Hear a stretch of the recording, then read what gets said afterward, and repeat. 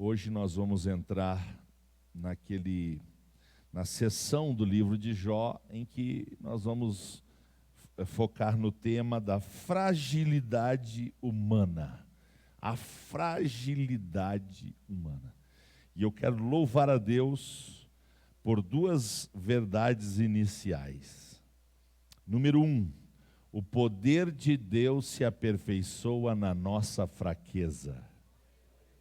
Eu louvo a Deus porque o poder de Deus se aperfeiçoa na nossa fraqueza. Número 2, eu quero louvar a Deus porque o Espírito Santo intercede por nós nas nossas fraquezas, Então Deus sabe da nossa fragilidade. Deus sabe das nossas instabilidades, das nossas vulnerabilidades. Ele sabe. Então, que bom contar com um Deus que opera também e principalmente na nossa fraqueza. Amém? Então, o título da nossa lição é O Lamento de Jó. Esse é o título da lição de número 5, O Lamento de Jó.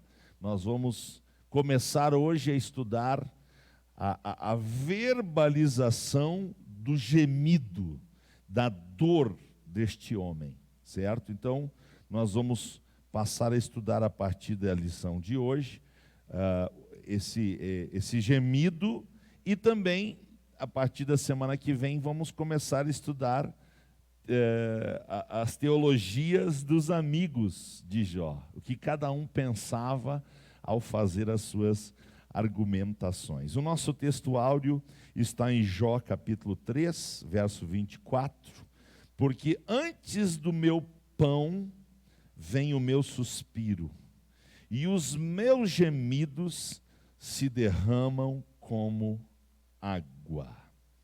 A verdade prática, o sofrimento pode nos levar à situação de extrema angústia, mas não devemos perder a esperança no agir de Deus.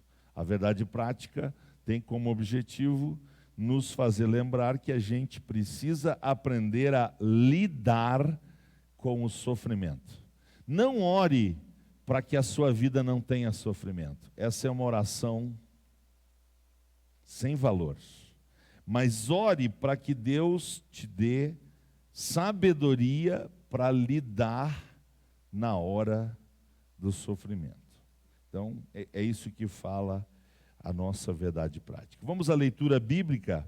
O capítulo 3 de Jó é a nossa leitura, versos 1 a 26. Antes de ler, eu queria dizer que a partir de agora encerra a linguagem de forma em prosa e começa agora a linguagem em forma de poesia. E ela vai até o capítulo 42, versículo 5, se eu não estou enganado. Então, a poesia que predomina no livro de Jó vai começar agora. E uma das características da linguagem poética é a simbologia, tá? É a figuração, é a analogia, é a comparação. Então, a gente tem que ler o texto sobre esta ótica. A linguagem figurada vai começar a predominar. Já na prosa, o texto já é mais literal, ele é mais organizado, ele é mais focado numa estrutura literal, e não poética, não figurada como é essa que eu estou comentando agora. Vamos então à leitura, verso 1 em diante. Depois disto, abriu Jó a boca e amaldiçoou o seu dia. E Jó falando disse: pereça o dia em que nasci, e a noite em que se disse foi concebido um homem. Converta-se aquele dia em trevas, e Deus lá de cima não tenha cuidado dele, nem resplandeça sobre ele a luz. Contaminem-no as trevas e a sombra da morte. Habitem sobre ele nuvens, negros vapores do dia o espantem. A escuridão torne aquele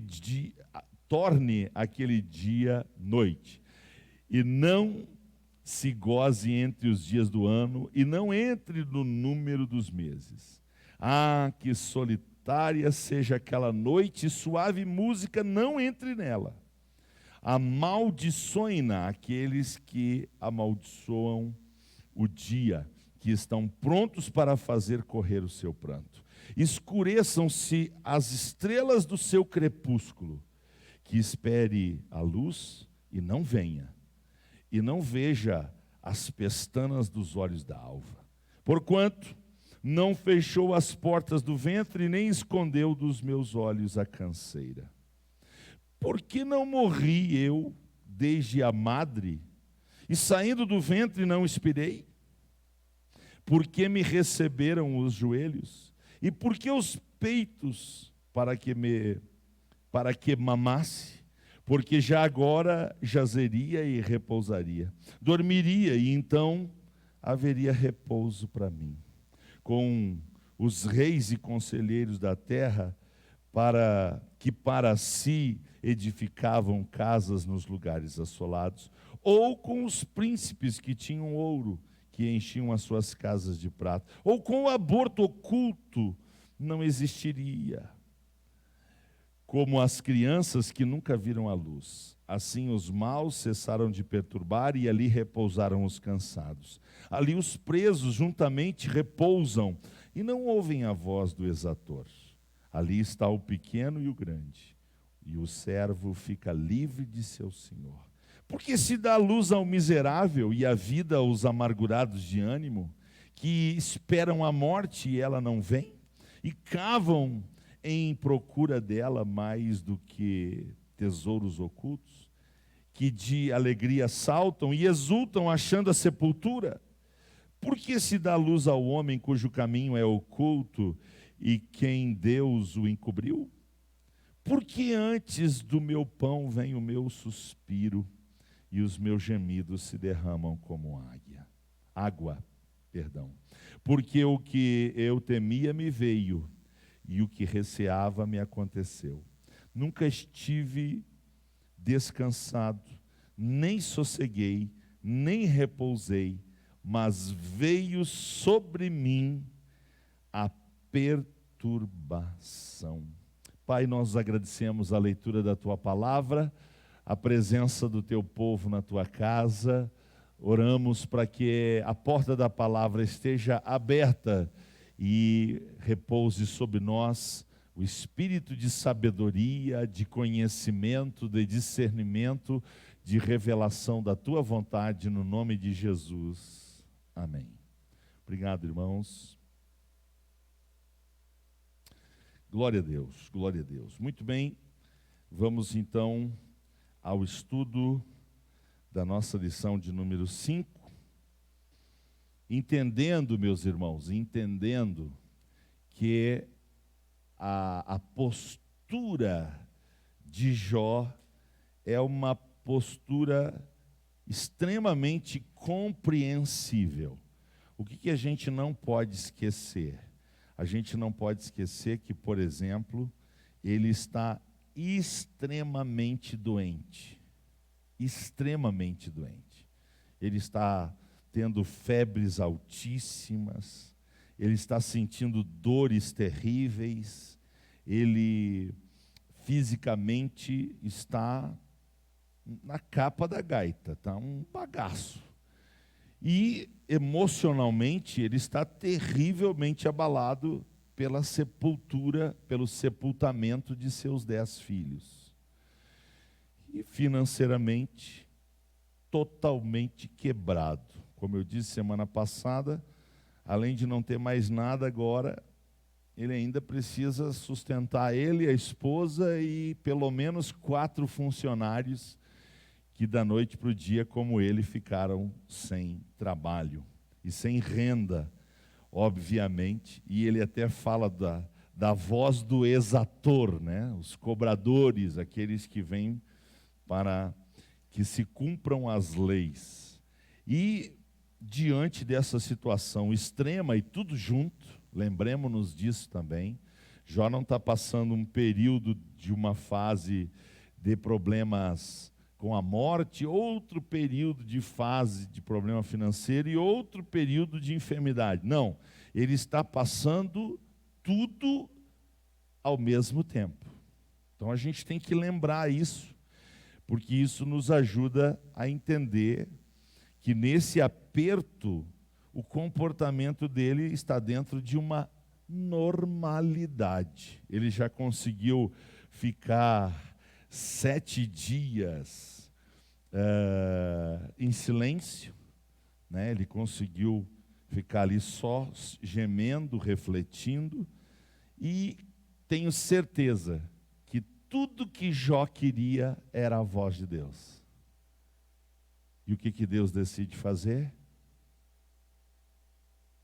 Silêncio. Deus fica completamente calado. E eu acredito que, assim como outros comentaristas também acreditam, que o silêncio de Deus está ali trazendo mais angústia do que a morte dos seus filhos, do que a perda dos seus bens e do que a sua enfermidade grave. O silêncio de Deus está angustiando Jó, porque Deus decide não falar nada. E aí, ouvindo um comentarista, ele fez lembrança de uma coisa bem simples, mas me ajudou muito, acredito que pode ajudar você também. Quando o professor está lecionando a matéria, como eu estou fazendo agora, o que a gente faz? Fala bastante, fala muito, fala, porque a gente está lecionando a matéria. Quando o senhor vai aplicar a prova para saber se os alunos aprenderam a lição, o que o professor faz? Não adianta perguntar no dia da prova a matéria, que o professor não vai falar. O professor vai ficar em silêncio, ele vai ficar observando para ninguém colar, né? Se alguém precisa de alguma coisa, mas ele vai ficar em silêncio. É o dia da prova. É o dia de saber se assimilou a matéria, se assimilou o conteúdo, se aprendeu as lições. Então, basicamente é o que Deus está fazendo com ele. Deus está aplicando-lhe uma prova, ele está sendo terrivelmente provado, mas a gente tem que sair agora do campo da ilustração para ir para o campo teológico, campo bíblico. E aí a gente tem que descansar numa coisa, irmãos. Deus nunca vai dar para nós uma prova além da nossa capacidade. Deus nunca vai permitir um sofrimento que venha além da nossa capacidade de suportar. Deus conhece a nossa estrutura e sabe até onde a gente pode ir.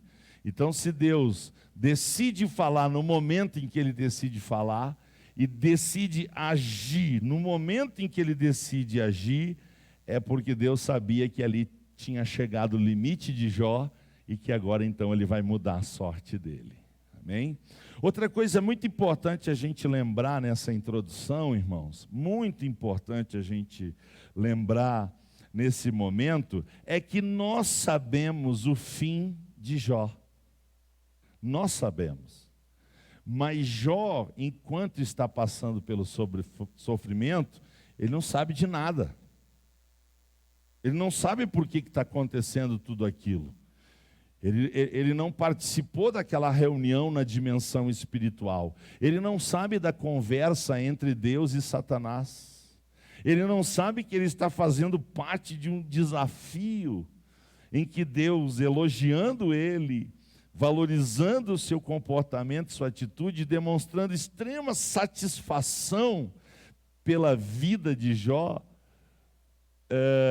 está permitindo agora que ele passe por isso. Então, ele não sabe naquele momento o que está acontecendo e ele não sabe o futuro dele. Ele não conhece o dia de amanhã. Ele está experimentando o presente de dor no físico, de dor na alma, de argumentação espiritual, e depois os seus amigos vão começar também a lhe questionar se ele não tinha pecado, se ele não tinha feito nada de errado, porque aquilo ali poderia ser um castigo de Deus por um pecado dele. Então a gente tem que entender isso também, porque a gente sabe que Deus vai mudar a sorte de Jó, o cativeiro de Jó, vai mudar a sua situação. A gente sabe porque é uma história que para nós é passado. Mas ao estudar o livro de Jó, a gente tem que entender a posição de Jó diante desse sofrimento. E não ficar julgando, olha só, onde é que já se viu dizer isso que ele está dizendo do dia do nascimento, pedir a morte. Então a gente tem que entender e se colocar no lugar de Jó como alguém que está passando por um sofrimento sem entender a razão e não sabe o seu dia de amanhã. Ele não sabe o futuro. Ele não sabe que Deus lá na frente vai lhe dar 10 filhos de novo, vai lhe dar seus bens em dobro, vai mudar, né? Vai lhe dar muito mais anos de vida. Ele não tem noção disso.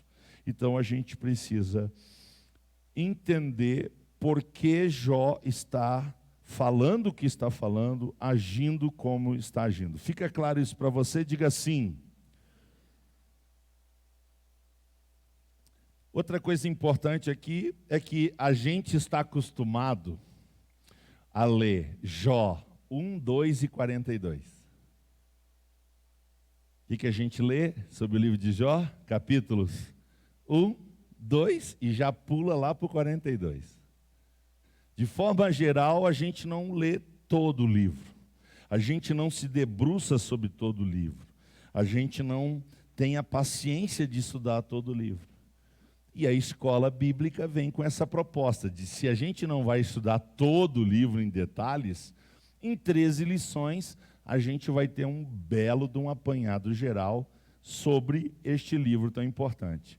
Então o capítulo 3 não é um capítulo que a gente domina, não é um capítulo que a gente decora versículos daqui, que a gente lê seguidamente. Hoje eu vou ler o capítulo 3 de Jó, porque o capítulo 3 de Jó, né? Não, a gente não faz isso. A gente lê o Salmo 91, a gente lê o Salmo 23, a gente sabe de cor João 3,16, né? A gente vai ler um capítulo do Novo Testamento, mais uns Salmos, quem sabe Provérbios, mas ninguém acorda, hoje que vontade de ler o capítulo 3 de Jó. Difícil acontecer isso, Então, vamos ao estudo deste capítulo e vamos resolver aqui 3 questionamentos de Jó. Número 1, por que nasci? Número 2, por que quando não nasci morto? E número 3, por que eu ainda continuo vivendo? Isso está no versículo 3, no versículo 11 e no versículo 20. Essas 3 perguntas. Por que eu nasci? Por que quando eu nasci eu já não nasci morto? E por que eu continuo vivendo? É sobre essa estrutura que se debruça a nossa lição, em 3 partes, né? E é justamente essa distribuição, 1 a 10, 11 a 19, 20 a 26. Do 1 ao 10 a gente vai tratar por que nasci. Do 11 ao 19, por que não nasci morto. E do 20 ao 26, por que continuo vivo. Esses são os questionamentos de Jó. Por que ele tem esses questionamentos? Por tudo que eu já disse. Se você estivesse na pele dele, se eu estivesse na pele dele, provavelmente seriam esses os mesmos questionamentos. Por quê? Porque debaixo de extremo sofrimento, mas extremo mesmo, qual é a sensação? Que é melhor morrer. É melhor morrer. Inclusive, muita gente se suicida não é porque gosta de morrer. Se suicida é porque acredita que morrendo vai parar o sofrimento. Você entendeu? Então, muita gente se suicida não é porque não quer viver, é porque quer parar de sofrer. Eu lembro de um caso de uma jovem que tinha uma doença rara, crônica, que causava muitas dores, e que ela pediu a eutanásia. Por quê? Porque ela não aguentava mais as dores. Não tinha mais remédios que faziam as dores delas diminuir. E é uma dor contínua, contínua, contínua, contínua, contínua, contínua. Entra ano, sai ano, a dor só vai aumentando. E chegou um momento em que ela decide parar de viver. Porque o que ela está pensando? Imagino eu que no fundo da alma dela, ela não queria deixar o pai, a mãe, os irmãos, a vida. Ela não queria desistir da vida. Ela não queria mais sofrer tanto. Ela não queria mais sentir tanta dor. Então aqui está uma discussão ética, né, que tomou conta da sociedade ao se conhecer o caso dessa jovem, se eu não me engano, ela é americana. E ela acabou ganhando na justiça o direito de pedir a sua morte assistida. Teve um momento em que ela se despediu da família, aplicaram-lhe lá uma medicação que levou ela ao óbito. Isso não aconteceu não faz muito tempo. Olhando de fora, a gente sem dor, sem os problemas dela, qual é a nossa tendência? Julgar, né? Nossa tendência é, mas ela não podia fazer isso, mas, né?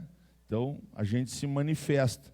Mas, experimenta estar nas calças de uma pessoa assim.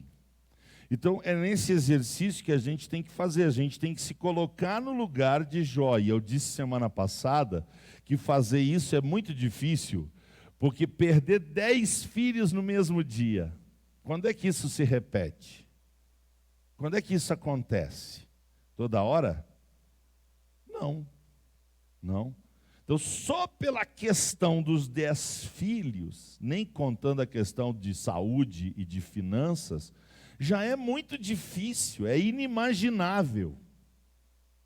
A gente não consegue, a gente tem dificuldade de fazer o exercício de sepultar um filho.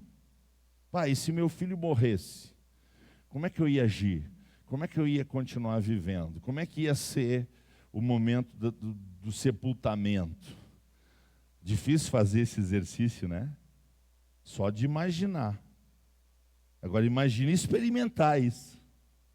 E é 10. Não é 1, não é 5, é 10 filhos.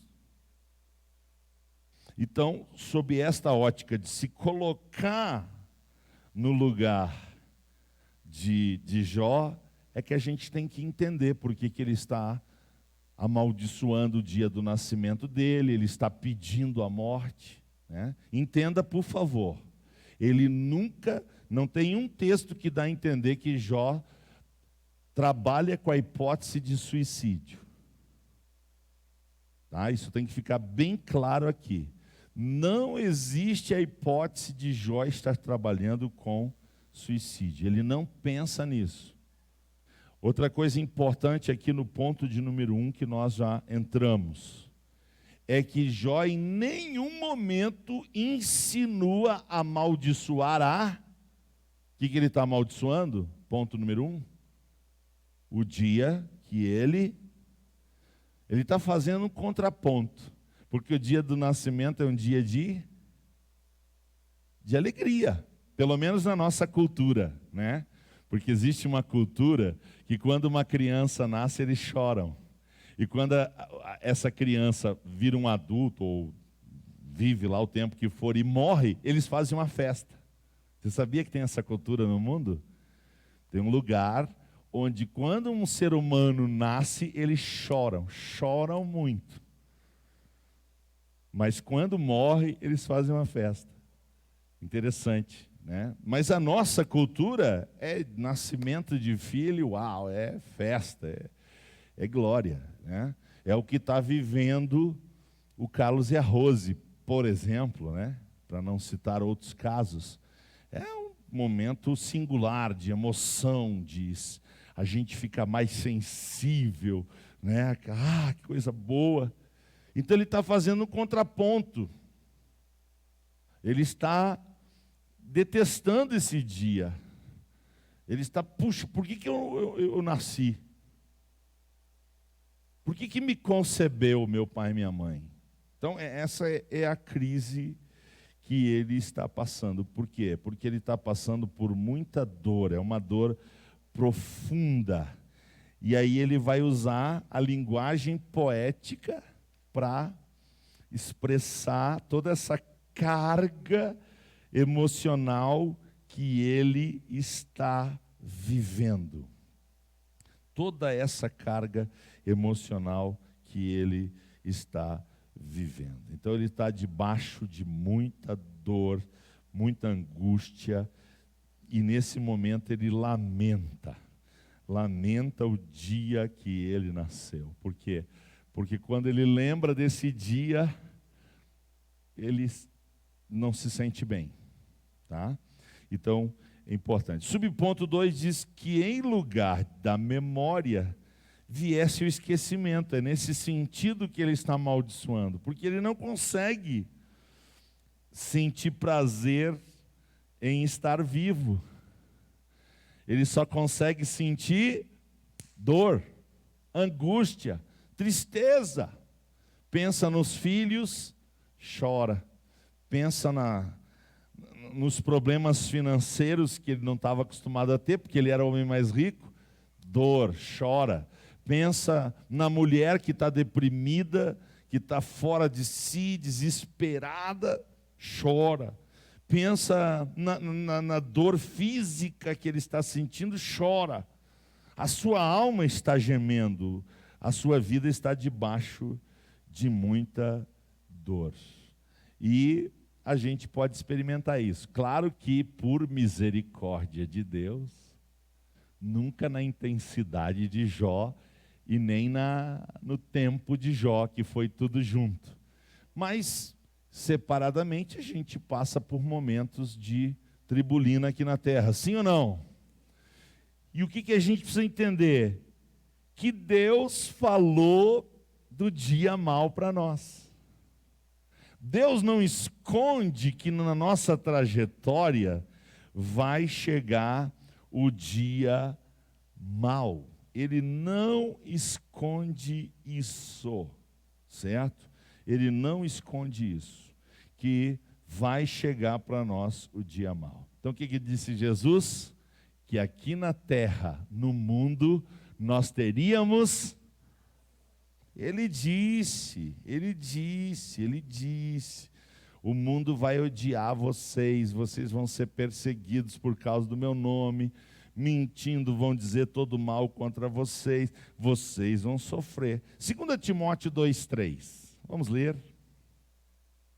Segunda carta de Paulo a Timóteo, capítulo de número 2, versículo de número 3.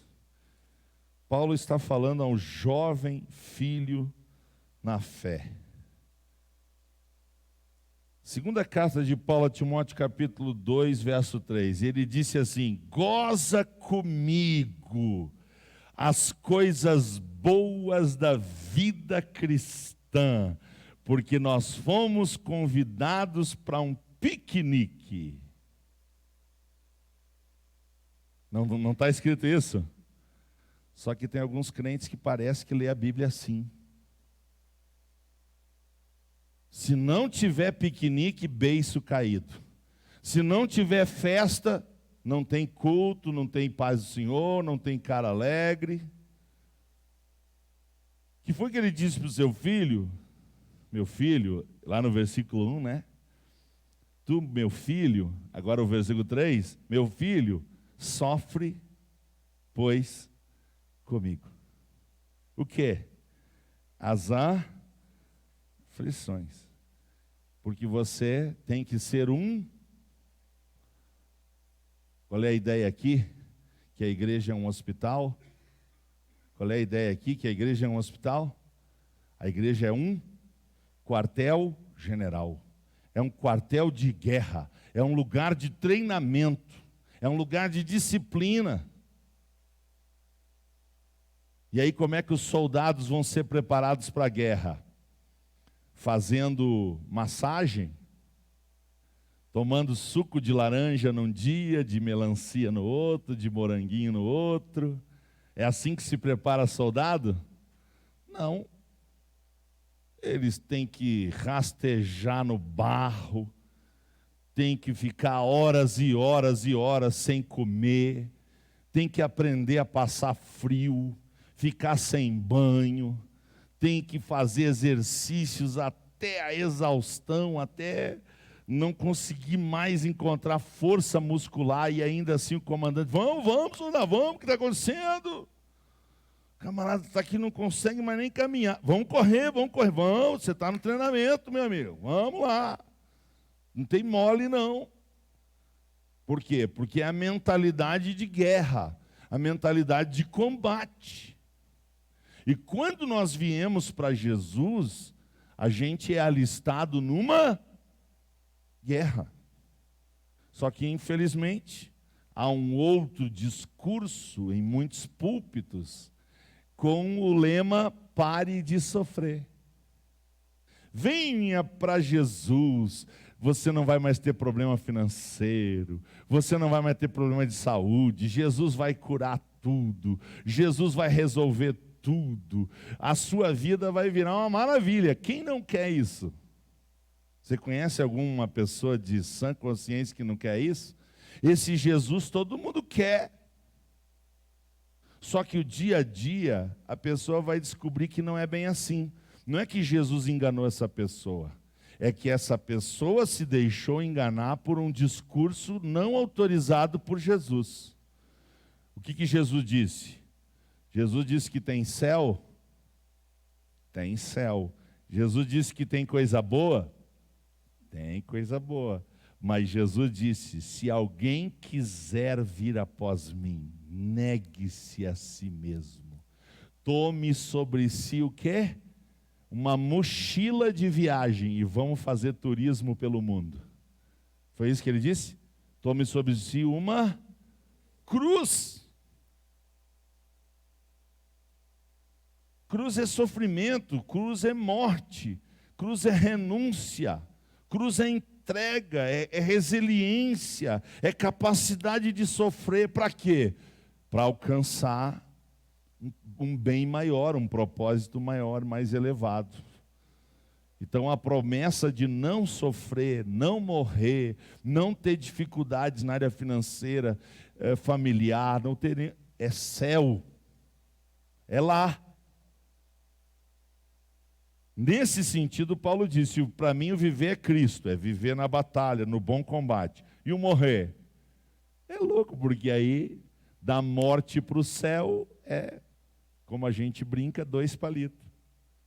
Agora, aqui na terra, minha gente, aqui na terra, nós vamos passar por essas situações de sofrimento. Então, a gente precisa preparar a nossa mente, a gente precisa se preparar mentalmente, que aqui na nossa caminhada, estamos no deserto peregrinando, e que o dia do sofrimento, o dia da dor, o dia que a gente não deseja, pode chegar. E quando ele chegar, a gente precisa estar, então, com maturidade, preparado para fazer o que Jó fez. O que ele fez? Ele não amaldiçoou a Deus, ele não atribuiu a Deus culpa, ele entendeu que Deus tinha dado muitas coisas boas para ele e que podia dar o mal. E o que ele fez? Adorou a Deus. Então ele estava preparado porque o coração dele estava em Deus. Então como é que a gente tem que viver? Com o coração em Deus, entendendo que não é porque ele é Deus que Ele não pode permitir que a gente passe sofrimento. Então a gente tem que preparar mentalmente. Então às vezes eu digo que a gente conversa lá em casa sobre a morte, tem gente que é tão infantil, que tem crente que faz até o que ímpio faz. O ímpio é supersticioso. Aí a gente diz que fala sobre morte, tem gente que faz as 3 batidinhas, que é coisa de supersticioso, né?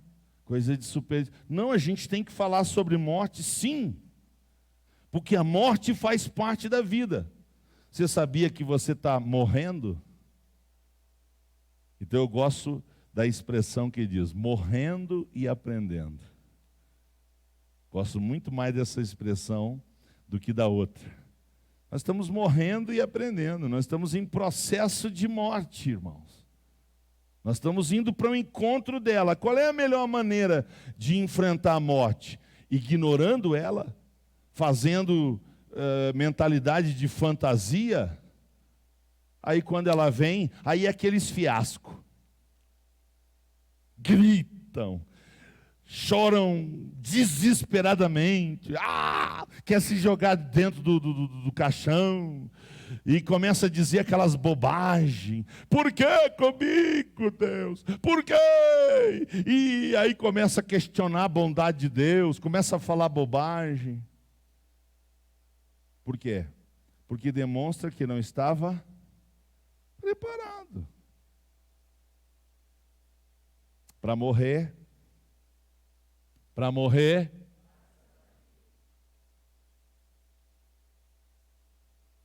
Então, não é porque a gente vai morrer que Deus não nos ama. Não é porque a gente vai ficar doente que Deus não nos ama. Não é porque a gente vai ter problema financeiro que Deus não nos ama. Não precisa ter essas crises. Isso é coisa de criança, de menino. Se você amadurece, você sabe que aqui na terra é...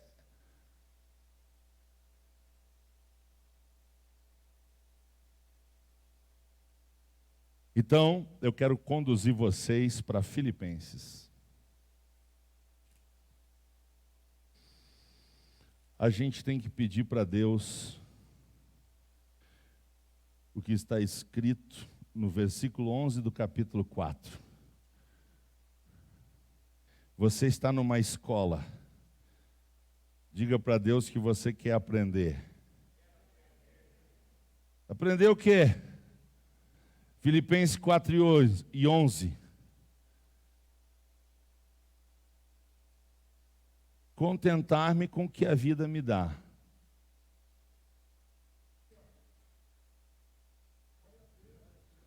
Aprender a viver contente em toda e qualquer circunstância. Picanha, glória a Deus. Ovo frito, glória a Deus. Só tem banana para comer, que maravilha.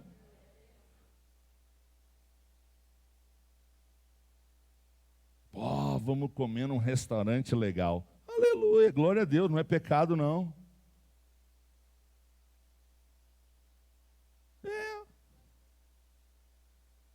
Meu Deus. Que prova. Mas foram aprovados.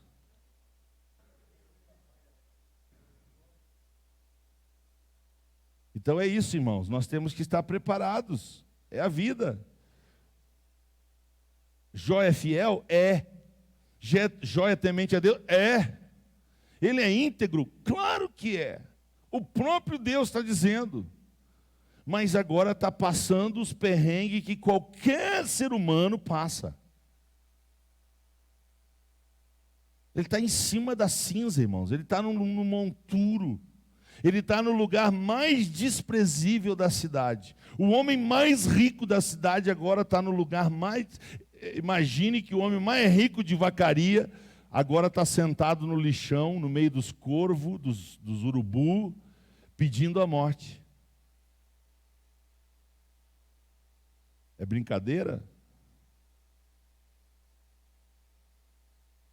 Vamos para o ponto 2?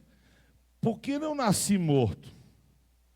Ora, por que a gente não nasce morto? Vamos ler Salmo 139, 13 a 16? Salmos 139, 13 a 16. Por que ele não nasceu morto? Porque está escrito: possuíste o meu interior, entristeceste-me no ventre da minha mãe. Eu te louvarei porque de um modo terrível e tão maravilhoso fui formado. Maravilhosas são as tuas obras, e a minha alma o sabe muito bem. Os meus ossos não te foram encobertos, quando no oculto fui formado e entretecido nas profundezas da terra. Os teus olhos me viram, ou melhor, os teus olhos viram o meu corpo ainda informe, e no teu livro todas estas coisas foram escritas, as quais iam sendo dia a dia formadas, quando eu nem ainda uma delas havia. Jeremias, capítulo de número 1, verso 5. Olha o que diz a palavra do Senhor: antes que eu te formasse no ventre, eu te conheci, e antes que saísses da madre, te santifiquei, e as nações te dei por profeta. Deus está falando isso para alguém que vai sofrer muito, muito, muito, muito, muito. Eu não sei se depois de Jó, Jeremias não é o homem que mais sofre. Não sei. É um páreo legal, porque Jeremias sofreu pra caramba. Mas Deus está dizendo, ó, eu te gerei, eu te escolhi antes que você nascesse. Eu vou te dar para as nações. Você vai ser profeta, rapaz. Mas vai sofrer. E sofre o Jeremias, caramba. Tanto é que tem um livro chamado, tem as lamentações de Jó, tem as lamentações de Jeremias. Jeremias sofreu muito, muito. Vamos ler Gálatas 1:15? Gálatas 1:15. Palavras do apóstolo Paulo. Mas quando aprouve a Deus, que desde o ventre da minha mãe me separou e me chamou pela sua graça. Por que a gente passou pela gestação? Por que a gente nasceu? Por que a gente está aqui?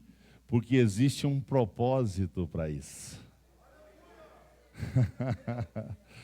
Deus pode levar a gente no momento da concepção? Pode. Deus pode levar a gente quando a gente tem 3 meses de vida dentro da barriga da mãe? Pode. Deus pode fazer nascer morto? Pode. Por quê? Porque Ele é soberano.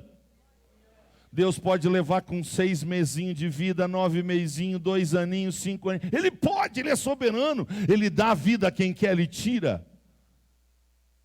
Mas nada Ele faz sem propósito.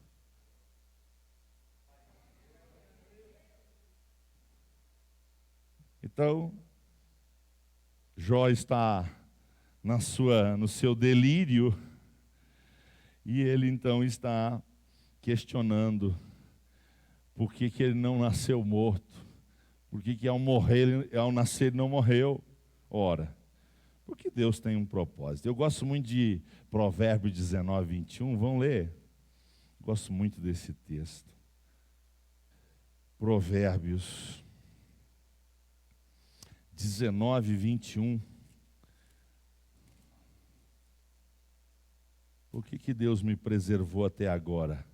Por causa de Provérbios 19:21. Muitos propósitos há no coração do homem, mas o propósito do Senhor permanecerá. A gente faz projeto, a gente faz plano, mas o que prevalece é o propósito do Senhor. E até quando a gente vai viver? Até quando a gente vai viver? Jó 14:5. A gente vai viver até Jó 14:5. Esse é o dia que nós vamos viver aqui na terra. Jó 14:5. Visto que os seus dias estão determinados, contigo está o número dos seus meses, e tu puseste limites, e não passará além deles. Quando é que a gente vai morrer? Quando chegar o nosso dia, a gente não precisa estar numa moto a 190 km por hora. Quando a gente chegar o nosso dia, a gente não precisa ser o dia que a gente vai saltar de paraquedas. Tem gente que não anda de avião com medo de morrer. Ei, se não chegar o seu dia, o avião vai cair e vai sobreviver só você. E se chegou o teu dia, o avião cai e morre só você também. É simples assim.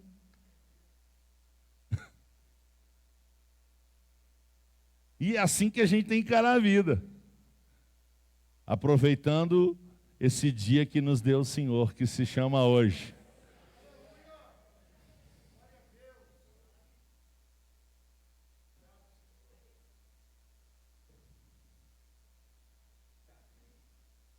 Deus é bom, esse Deus é bom.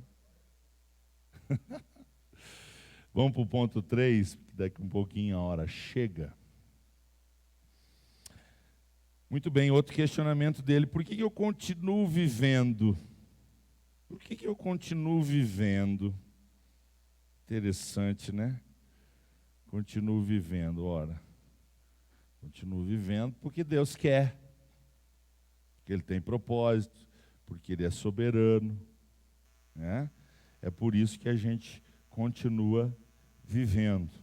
E Deus sabe, Jó não sabe, mas Deus sabe que ali na frente, Deus vai mudar aquela situação, e Deus vai ser glorificado, vai ser exaltado, porque que interessante, né? Que interessante. Os amigos de Jó vêm, lhe trazem profundas reflexões, argumentações, em determinado momento eles incomodam Jó. Eu fico imaginando Jó dizendo: Senhor, já que tu não quer matar eu, tu podia matar eles. E tem hora que eles viram uma sarna. Na verdade, eles estão tentando ajudar. Essa é a tentativa de ajudar, né? É que nem o cara que vai visitar uma pessoa que está no hospital e fez uma cirurgia muito delicada num órgão vital, fígado. Pronto, não tem dois, deu problema no fígado. Fígado é um órgão delicado. Aí o cara está lá, fez uma cirurgia enorme, tirou um pedaço. Aí vem um amigo visitar. Aí você olha, oh, que bom que você veio. E aí o amigo diz, e aí, como é que você está? Ah, pai, estou me vendo aqui, estou com dor. Rapaz, lembra do João? Ele fez a mesma cirurgia, durou 3 dias, cara.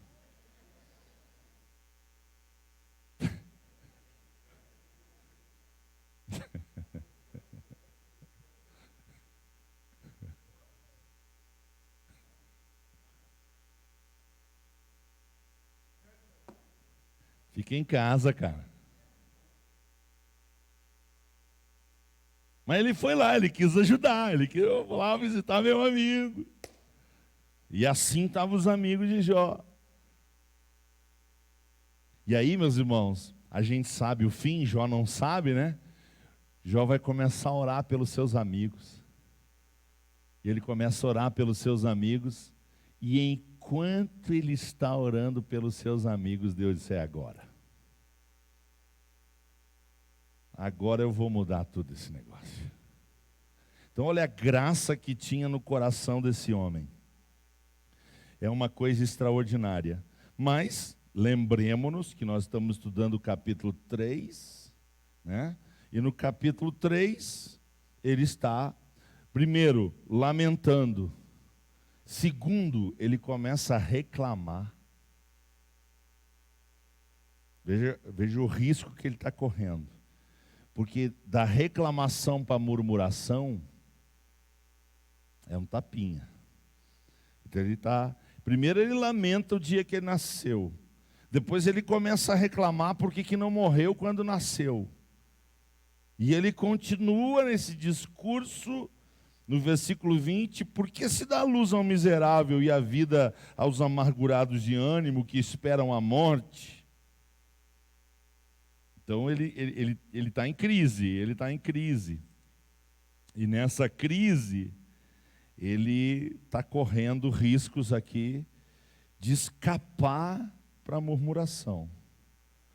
Mas, graças a Deus, a gente sabe o final, ele conservou, né, a sua lucidez, apesar de estar passando por esse momento, ele conserva a sua lucidez e ele se torna esse grande exemplo, porque ele ainda vai conseguir orar pelos seus amigos, ele vai conseguir superar tudo isso, porque o nosso Deus, ele vai fazer isso para nós. Ele vai deixar claro, Colossenses 3, 1 a 4.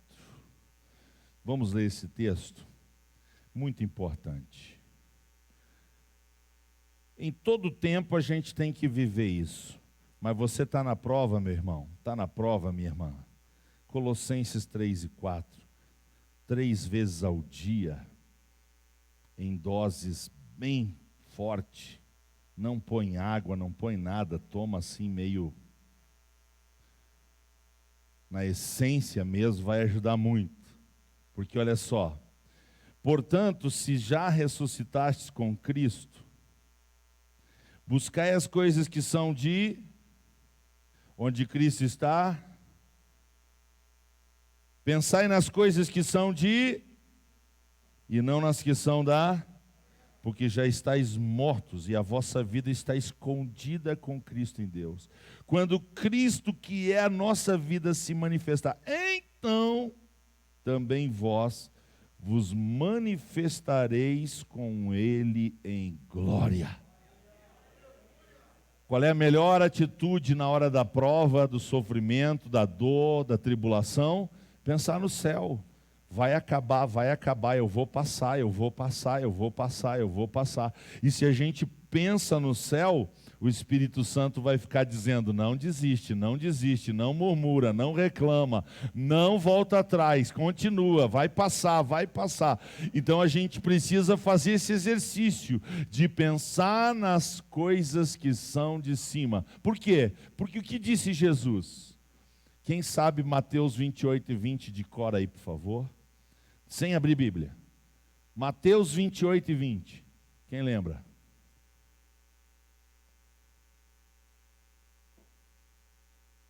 Mateus 28 e 20. É o último versículo de Mateus. Esse aí, Ailton. Esse aí. O que ele disse? Eis que estou convosco nos dias bons. Foi o que ele disse? Não. Ele disse que está conosco todos os dias. Todos os dias envolve o quê? Os bons e os maus. Certo? Então eu estou pensando nas coisas que são de cima.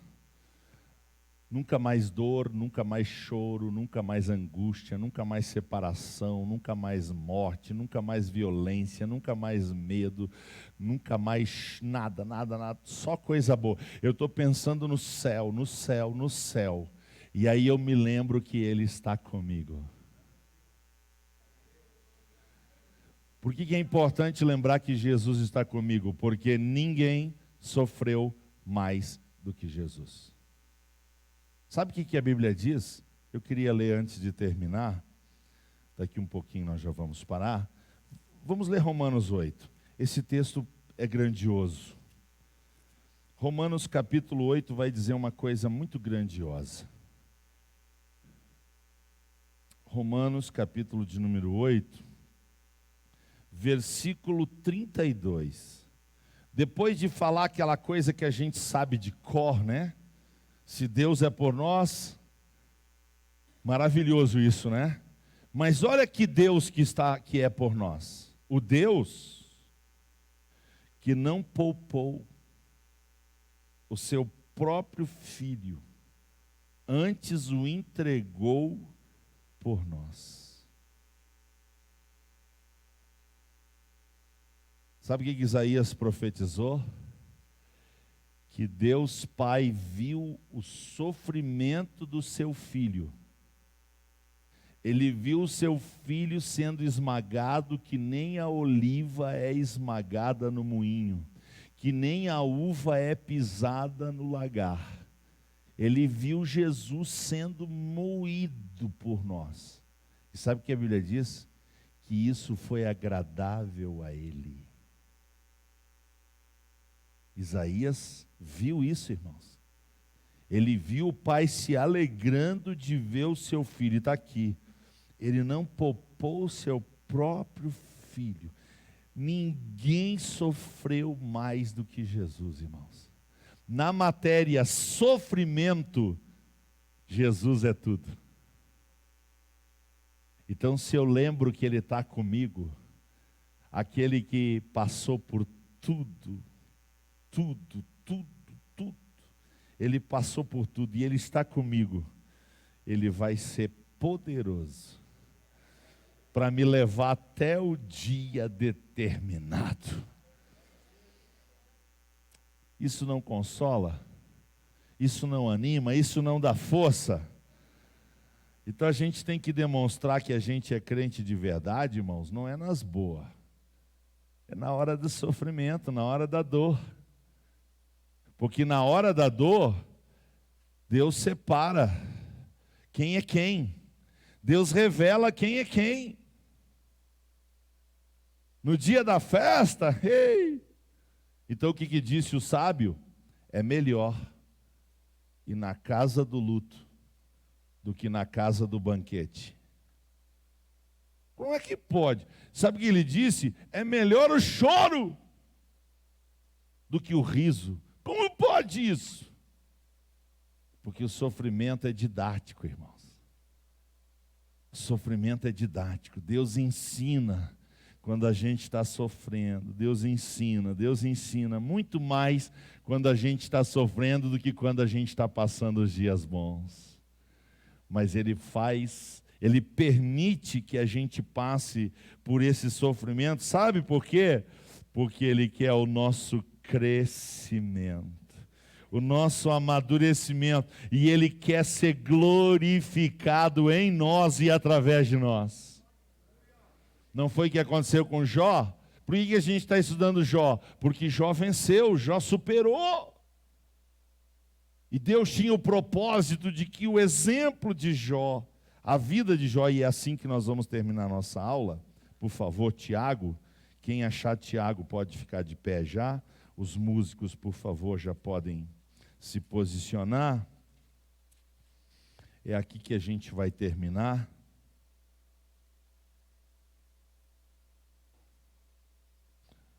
Tiago capítulo 5.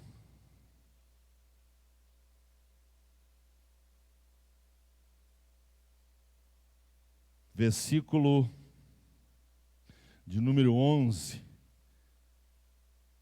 diz a palavra do Senhor: e eis que temos por bem-aventurados os que sofreram. Ouviste qual foi a paciência de Jó, e vistes o fim que o Senhor lhe deu. Porque o Senhor é muito misericordioso e piedoso. O fim que o Senhor lhe deu. É por causa do fim que Deus deu para Jó que nós estamos aqui. Porque o Deus que servimos é o Deus que vai fazer tudo terminar bem. O que a gente precisa para ver essa glória? Perseverar, permanecer. Está sofrendo, irmão? Aguenta. Tá difícil? Aguenta aí. Não desiste, não para. Deus tem propósito, Ele está ministrando, Ele tem propósito com isso. E quando Paulo entendeu isso, sabe o que ele disse? Sinto prazer no sofrimento.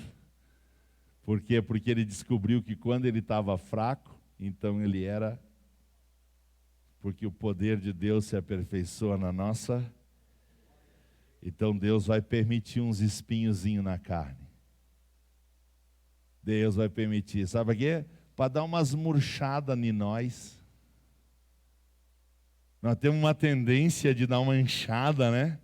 Imagina, Paulo tinha ido ao terceiro céu, visto coisas que ele não pode nem revelar. Deus, segura aí, rapaz, é a minha graça que te basta. Então a gente tem que entender isso, irmãos. É o oleiro trabalhando no barro. Deixa Deus trabalhar, deixa Deus trabalhar. Não corre da luta. Não corre do sofrimento, não corre da perseguição. E se puder, além de não correr, adora o Senhor. Adora o Senhor. Vamos cantar? Aleluia. Louvemos o Senhor com alegria. Daqui um pouquinho a oração e já vamos para casa abençoados. Aleluia. Nós te amamos, Espírito Santo. Aleluia.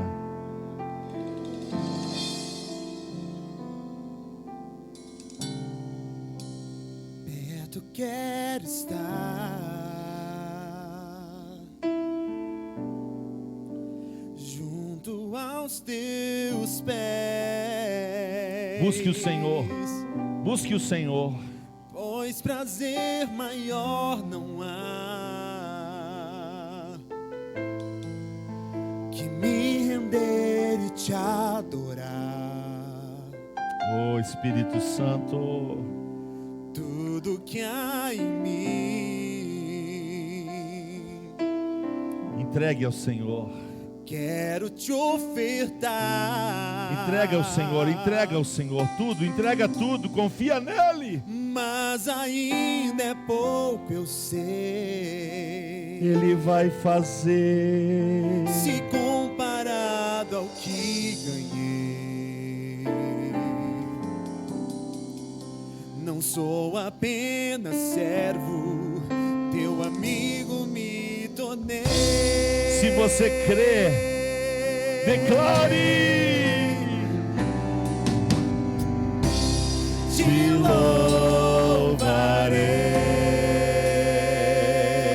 louvarei.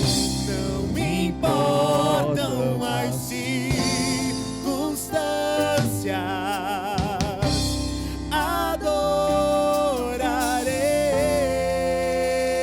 adorarei somente a ti, Jesus.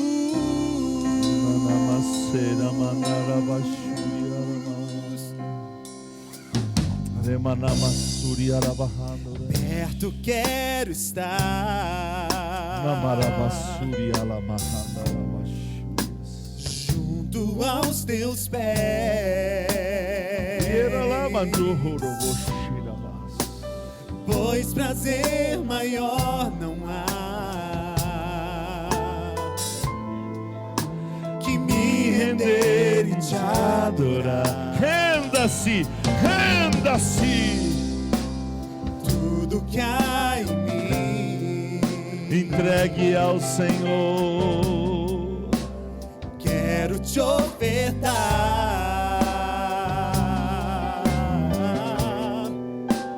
mas ainda é pouco, eu sei.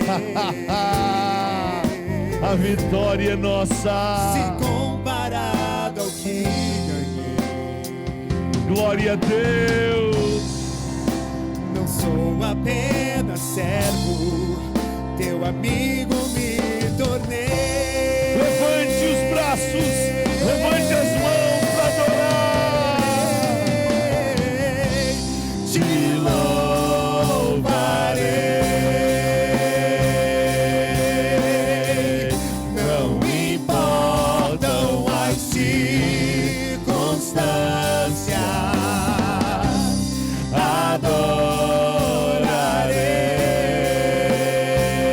adorarei somente a ti, Jesus. Te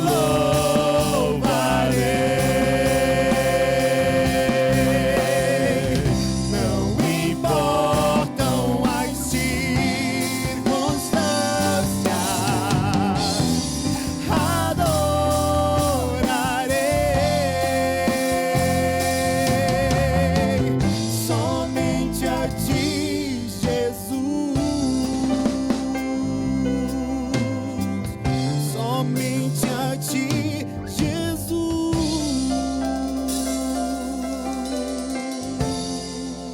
Deus,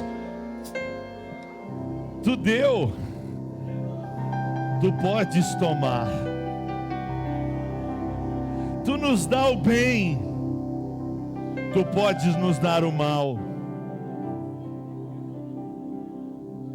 E nós te servimos pelo que Tu és, e não pelo que Tu podes fazer. Ainda que o que o Senhor queria fazer, o Senhor fez, nos dando a salvação. E quem tem a salvação, o mais é tudo lucro, é tudo vantagem, é tudo glória, porque já temos a salvação, já temos o nome escrito no livro da vida, já temos o perdão de todos os nossos pecados, já fomos eleitos antes da fundação do mundo, santificados em Cristo, predestinados nele para andar em amor.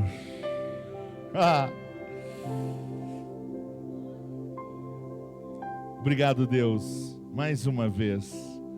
Eu te agradeço pelo dia mau, pelo dia da dor, do choro, do sofrimento, da angústia, porque até aqui tem nos ajudado, Senhor. E o Senhor vai fazer isso até aquele dia. O dia perfeito está chegando.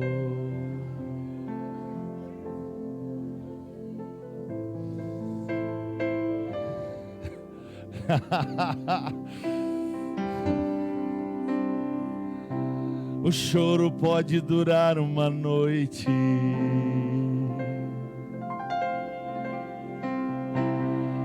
o sol vai despontar no horizonte, e vai brilhar, e vai brilhar, e vai brilhar, e vai brilhar, e vai brilhar, até que chegue o dia perfeito.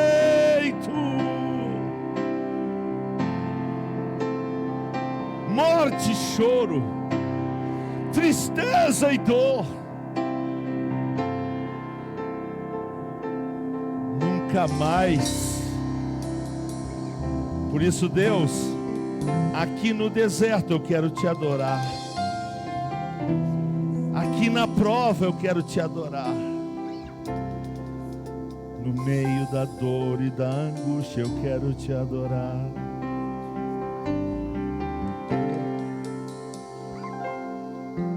Obrigado, Jesus. Obrigado por mais uma grande escola. Obrigado pelos irmãos que entendem o valor que tem a Tua palavra e fazem um grande esforço para estar na Tua casa. Honra a fé desses meus queridos irmãos. Também abençoa aqueles que aproveitaram um feriado para viajar, como Léo e Aline, como Moisés e a Dani e outros irmãos que me avisaram que iam aproveitar o feriado para dar uma esticada. Sê com eles também. Nós te amamos e te adoramos, acima de tudo e de todos, no nome de Jesus. Amém. Muito bem, meus irmãos, um grande domingo, eu quero ver vocês aqui, hein? 18h15 oração, 19 horas um grande culto da família. Não perca, convide pessoas, vamos estar juntos. Está encerrada a nossa escola no nome de Jesus. Amém.